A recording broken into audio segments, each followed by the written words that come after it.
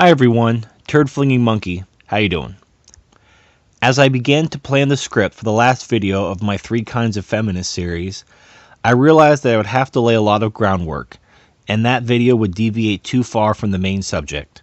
So I decided to make a separate video in order to lay that groundwork, and that's what this video is. For those of you who are MGTOW, or men going their own way, most of this will sound familiar, but I hope to be able to present some information in a fresh way, or at least expand on some concepts in a way that you may find helpful. Let's begin by stating a few foundational truths that will build on one another. First, we, human beings, are animals. We are mammals. And whether you're someone that believes in a God that created man and the animals, or someone that believes that we evolved from a succession of animals that became more complex over time, there is no dispute that we share many similarities with other animals. By examining the primitive habits and behaviors of animals, we can gain valuable insight into similar human habits and behaviors. Second, our brains, which are the primary thing that separates us from lesser animals, is wired in a way that allows our rational minds to be superseded by our more primitive instincts. There are 3 layers to the brain, each one built on top of the other, each one being more advanced than the other, and each one being less influential upon our decisions and behavior than the other. The smallest and most primitive part of the brain is called the lizard brain, because it is still present in lizards today. It controls bodily functions like your heart rate, breathing, balance, as well as survival and reproductive instincts. This part of our brain is connected directly to our brainstem, and the functions of it are automatic and almost completely out of our conscious control. The second part is the emotional center of the brain, known as the limbic system, also called the mammalian brain.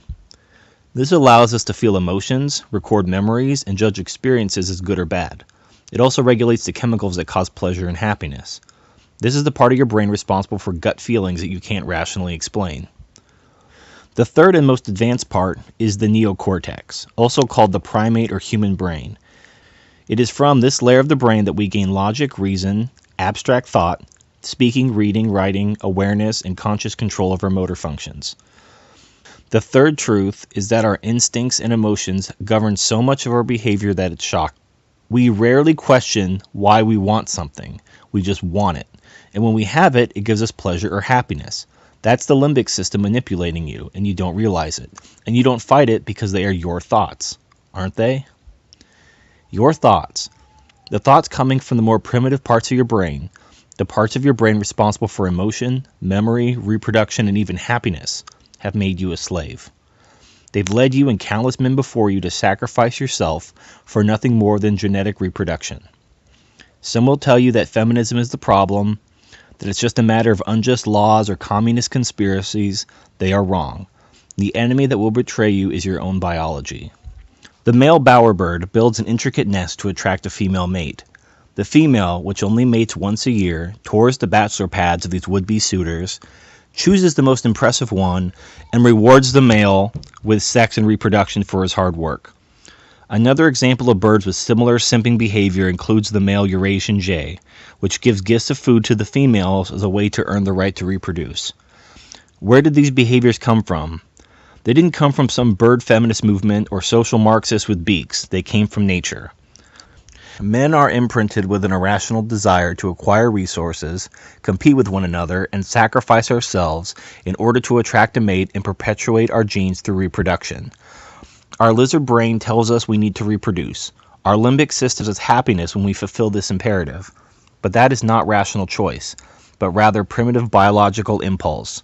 These impulses helped our species to multiply and thrive, but not without a cost, especially to men, because we are not as valuable as women for the continuation of the species.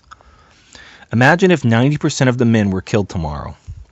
The remaining 10% of surviving men would be able to easily and gloriously reproduce with the women, well, at least the attractive ones, to keep the species going.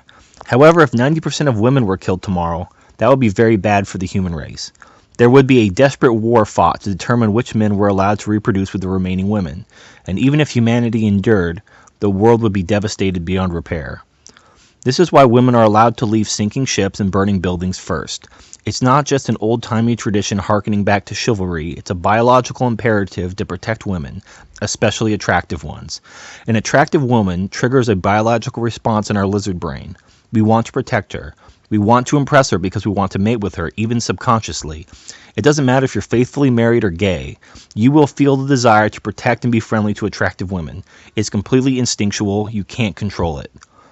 Women can't control it either. Although men are ultimately sacrificed in service to the survival of the species, women are no less slaves to their lizard brains and limbic systems. In fact, their hormones make them less rational and more reliant on emotional thinking, in case you haven't noticed that before. A woman's biological imperative drives her to find a man that will provide her with resources and protection. In the animal world, pregnant and nursing mothers are vulnerable and require significantly more energy and food than they normally would, especially if they give birth to multiple offspring. If resources are abundant, they'll seek out the male with the strongest genes, the alpha male, and likely join a harem of females that will all be impregnated by the same male like an animal version of sister wives. I'm linking to a Davis Arini video called RK Selection Theory in Practice. If you want more information regarding how biological urges and environment shape female preferences and even drive feminism as a whole, the link is in the description. The fact is that males and females have different biological drives. Men are attracted to health and fertility, while women are attracted to resources and social status. This means that men and women experience love in completely different ways. Which brings me to the fourth truth I have to share with you and the reason for the title of this video. Women will never love men. At least not in the same way men love women.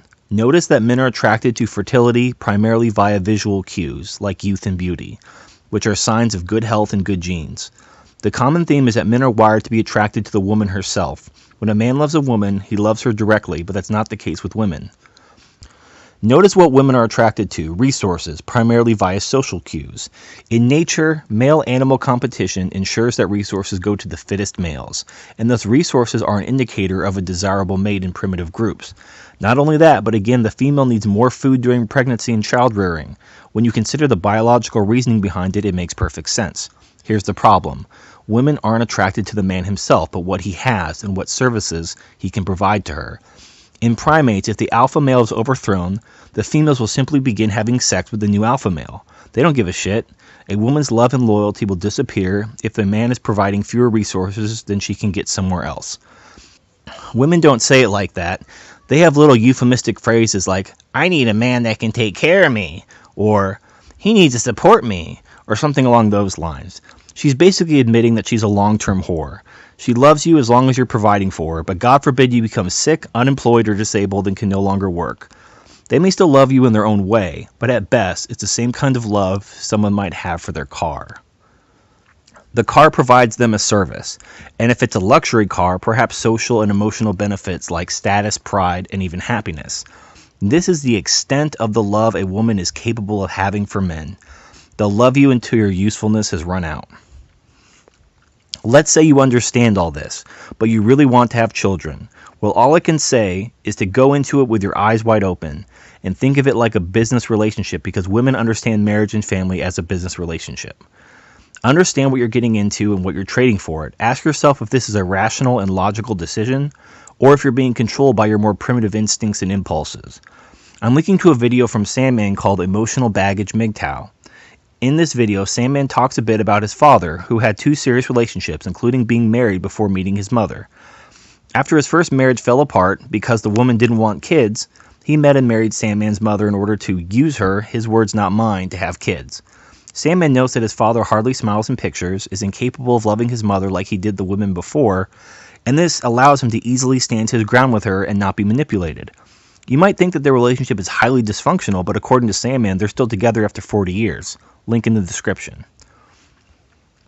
Now, I don't know Sandman's father, but it seems he had the right idea when it comes to relationships. They are little more than business contracts, but the primitive parts of our male brain urge us to make terrible deals in this arena, which is ironic because men tend to be much better businessmen outside of sexual relationships.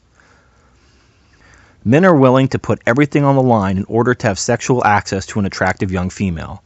But if you rationally evaluate this, the reward is minute in relation to the cost, but it doesn't matter. The lizard brain has taken over. Reproduce, says the lizard brain. It will make you happy, says the limbic system. Meanwhile, half of marriages end in divorce, and men are often destroyed and commit suicide. I'm linking to a video from CyberSaint called Men's Suicidal Life, link in the description. Men, it's time to stop thinking with your dick and to stop being a slave to your primitive reproductive urges and personally evolve. If you understand and agree with everything I've said, it's still incredibly hard to overcome your primitive instincts. In the book and movie adaptation of Frank Herbert's Dune, Paul Atreides meets the Gom Jabbar to have his humanity tested. He is forced to put his hand in a box appropriately called the pain box that causes him to experience the pain of his skin blistering and burning off of his bones. If he pulls his hand out of the box as per his instincts, he will be killed by a poison needle held to his neck. In order to prove his humanity, he must resist his instincts and endure the pain.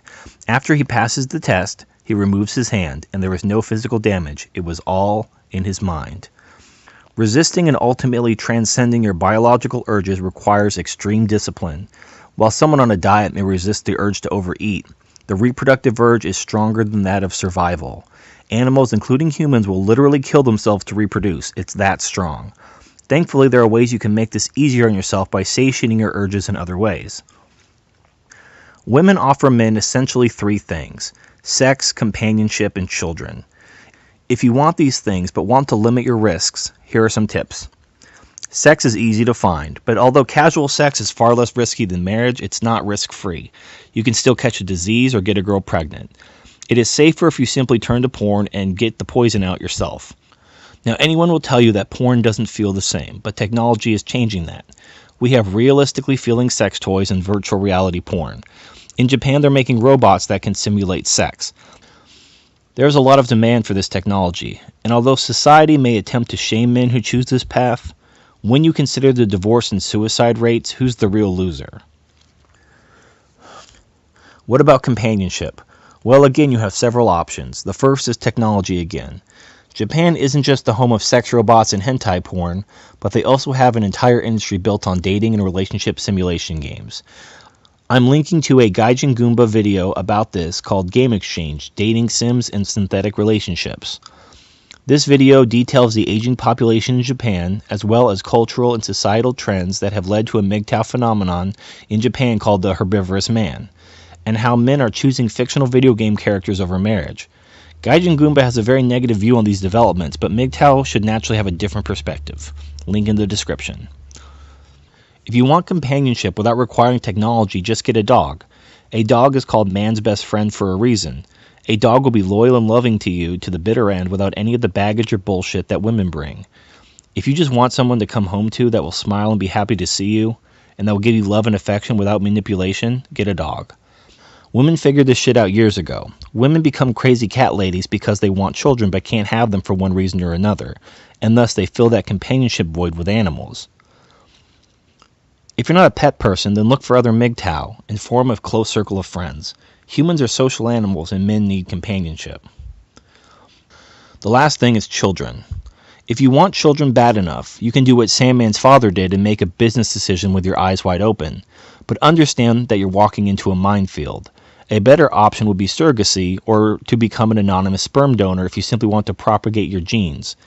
Studies have shown that a mother and a father provide the best environment for children, and although it's difficult to achieve this as a MGTOW, it's not impossible. You can hire the surrogate mother or a different woman to help you raise the child while they're young. You can also have a daughter first and wait until she's a little older to have a son so that the son will enjoy the nurturing of his older sister, similar to that of a mother.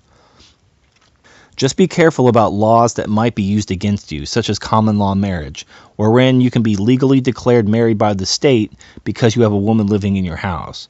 The state can also simply throw out any contracts you had with a surrogate mother, give custody of your children to her, and make you pay child support.